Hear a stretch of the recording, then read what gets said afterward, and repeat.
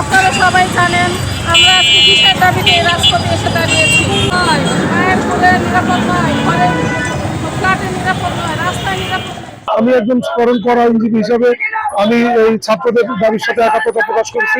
আপনারা জানেন যে একটা শিশু, একটা কোমলমতি শিশু রামিসাকে নৃশংসভাবে হত্যা এবং ধর্ষণ করে তাকে এনে রাখা হয়েছে।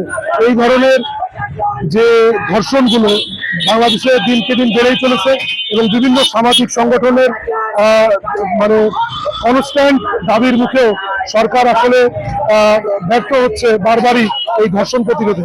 সুতরাং আমরা আজকে এই দাবি নিয়ে আজকে রাজপথে নেমেছি যে এমন কোনো সুরক্ষার ব্যবস্থা করা হোক, শিশুদের জন্য মানে বিশেষায়িত সুরক্ষা কোনো পদ্ধতি চালু করা হোক, তাতে শিশু ধর্ষণ কমে যায় এবং শিশু কমে নির্মূল করা যায় এবং এই ধর্ষকদের প্রকাশ্যে মানে বিচারের আওতায় এনে আমরা চাই যে প্রকাশ্যে ফাঁসি দেওয়া হোক, যাতে এই যে পেডোফাইল যে শ্রেণী আছে এই শ্রেণীরা এদের যাতে রুহু পর্যন্ত কেটে যায় যে না, এরকম যদি কর্মকাণ্ড আমরা করি তাহলে ভবিষ্যতে আমাদেরও শাস্তি হবে।